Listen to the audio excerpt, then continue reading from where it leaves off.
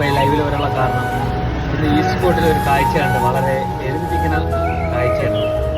ഒരു അമ്മ തെരുവിലിരുന്ന് കരയാണ്. അപ്പം 3-4 ആളുകൾ കൂടി നിൽക്കുകയാണ്. അപ്പം ഞാൻ വണ്ടി ഉണ്ടാക്കി എന്തെന്ന് ചോദിച്ചപ്പോൾ വെള്ളം വേണമെന്ന് പറഞ്ഞാൽ അങ്ങനെ വെള്ളം വാങ്ങിക്കൊടുത്ത്, പിന്നെ വിശക്കണം എന്ന് പറഞ്ഞാൽ അമ്മയ്ക്ക് ആഹാരവും വാങ്ങിക്കൊടുത്ത്, വീട്ടിൽ 2 ദിവസമായി ഇറങ്ങി എന്ന് പറഞ്ഞ അമ്മ വീട്ടിൽ നിന്ന് മനസ്സിലായിട്ട് എന്തായാലും പിണങ്ങി ഇറങ്ങിയതായിരിക്കും.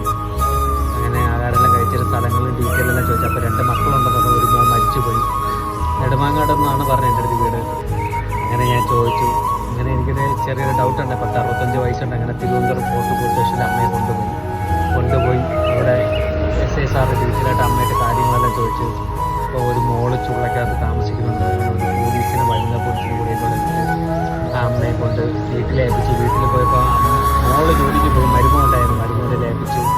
വീട്ടിൽ കയറിപ്പോയി. അവരെല്ലാം എത്ര കാലം ഈ മണ്ണിൽ ജീവിക്കും? നമ്മൾ അത്രയും കാലം വരെ അവർ നമ്മൾ സന്തോഷം കൊടുക്കുക, അവരെ വേദനിപ്പിക്കില്ല.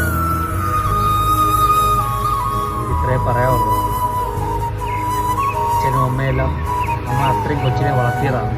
അപ്പോൾ അവരും വയസ്സാകുമ്പം നമുക്കത് ഭാരമായിട്ട് തോന്നുന്നു. അവരെയും നമ്മൾ കൊണ്ടുവരെ നോക്കണം. എന്നാലേ അവർക്ക് സന്തോഷം കൊടുക്കുക. എന്നാലേ അവരെപ്പോഴും നമ്മളെ വിട്ടുപോയാലും നമുക്ക് തുണയായിട്ട് അവരെപ്പോഴും